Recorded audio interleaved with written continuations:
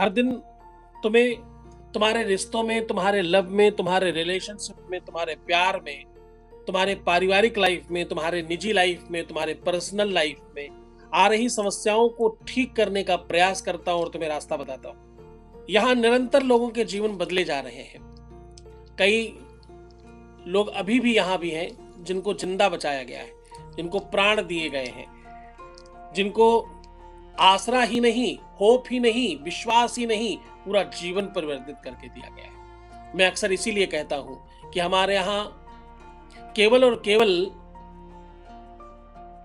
मरीज का इलाज नहीं होता, हमारे यहां मुर्दों का इलाज होता है।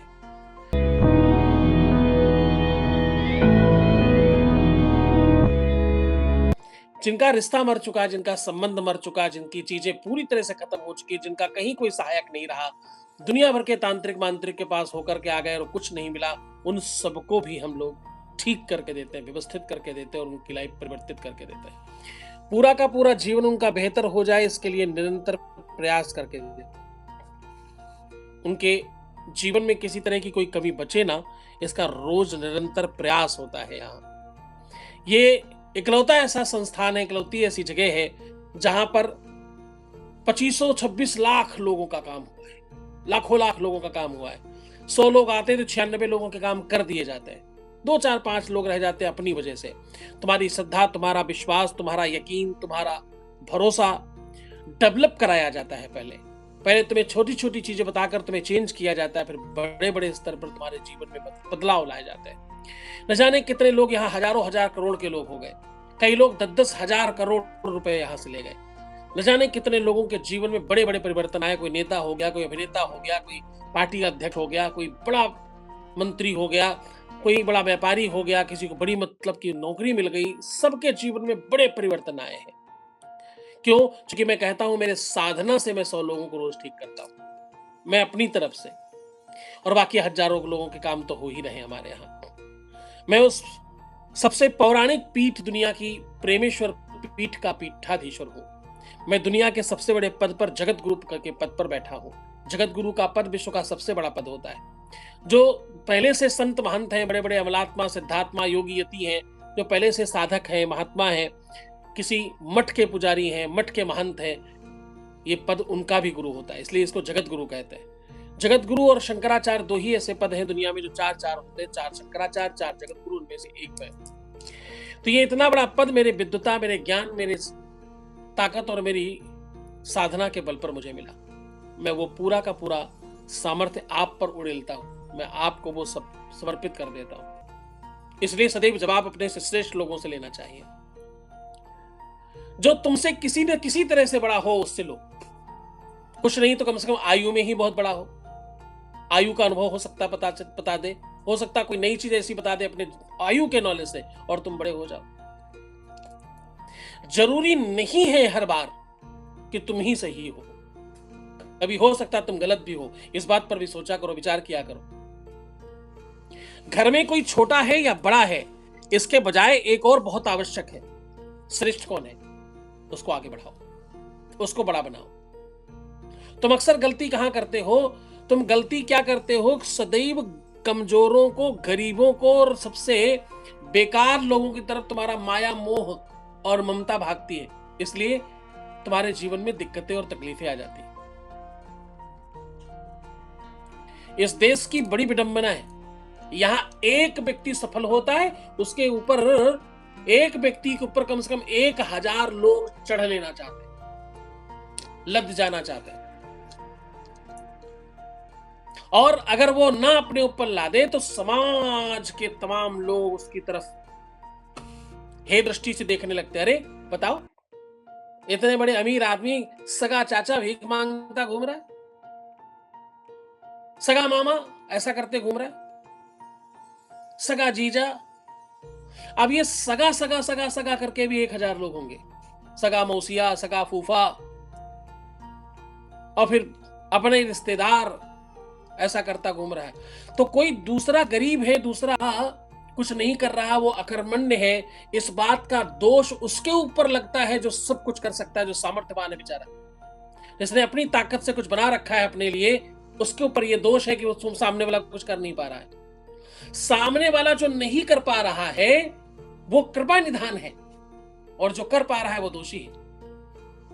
कि आप सबसे पहले अंडरस्टैंड करना सीखो, खुद को समझना सीखो।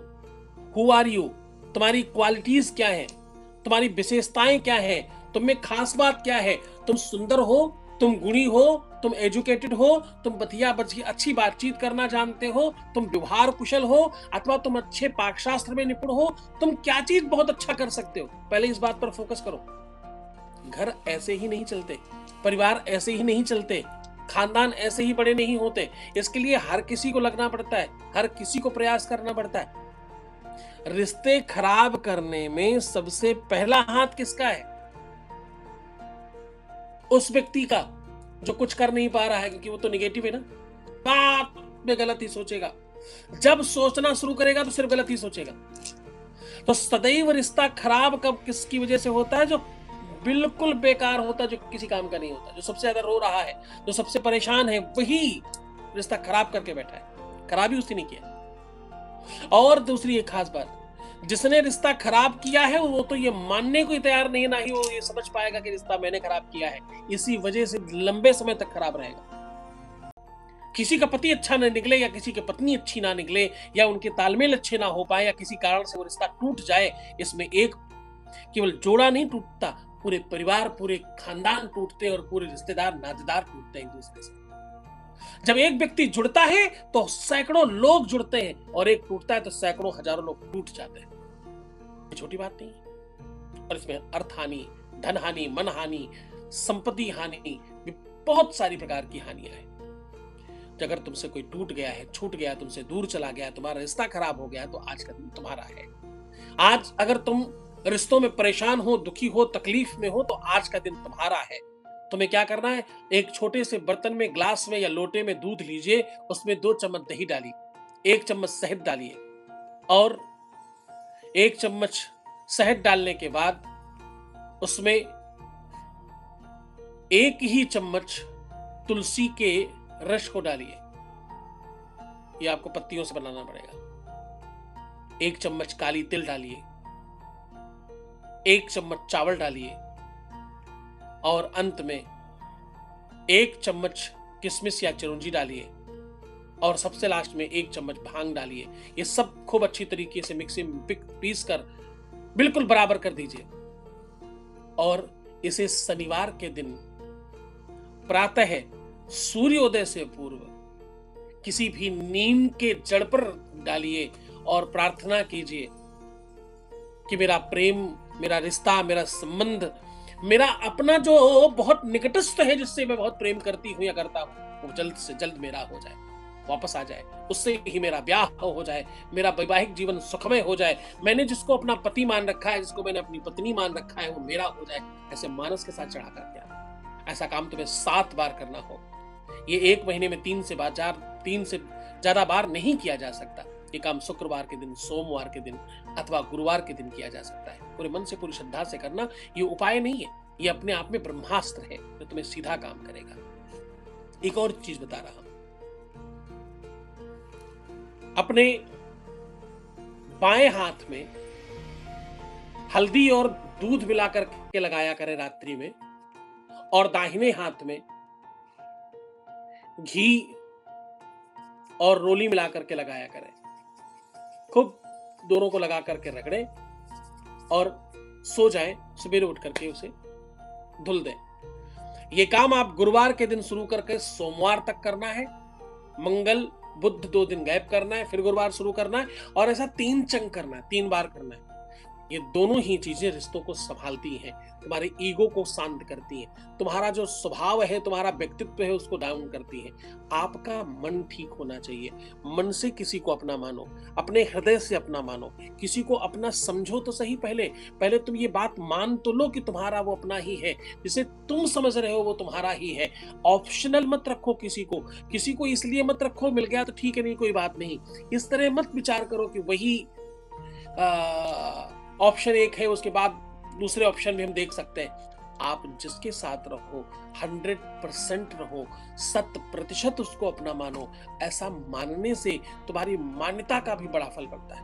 अगर तुमने पहले जाने अनजाने किसी भी रूप में अपने पार्टनर, अपने प्रेमी, अपने पति, अपने पत्नी के अलावा किसी और के साथ भी ऐसे संसर्ग बनाए हैं, तो ये बड़ा भारी दोष है। ये जल्दी नहीं कटता। ये दुनिया में कम लोग हैं जो इसका समाधान करना जानते हैं। इसका समाधान बहुत आवश्यक होगा, अन्यथा कुछ भी कर लो कभी सफल नहीं होगे। न तुम्हें कोई पूजा का लाभ मिलेगा और ना ही चरित्र ही चित्र है। चरित्र बिगड़ा तो चित्र बिगड़ा, सब खराब हो जाएगा। तो मैं तुम्हें रोज ठीक कर रहा हूं और अब मैं तुम्हें असली बात बता रहा हूं। मेरे पास आए हुए 90% लोग उसी पाप से युक्त हैं, इसलिए मैं बहुत मेहनत करता हूं, इसलिए ज्यादा मेहनत करनी पड़ती है मुझे। तो मुस्कुराओ, सुंदर बनो, हर आधे घंटे में प्रणाम करके पानी पियो, अपना बहुत ख्याल रखो, मैं तुम्हारे साथ हूं। बस अपना ख्याल रखना और ठीक रहना, क्योंकि तुम्हें ठीक रहना जरूरी है। तुम ठीक रहोगे तो सब ठीक रहेगा। धन्यवाद।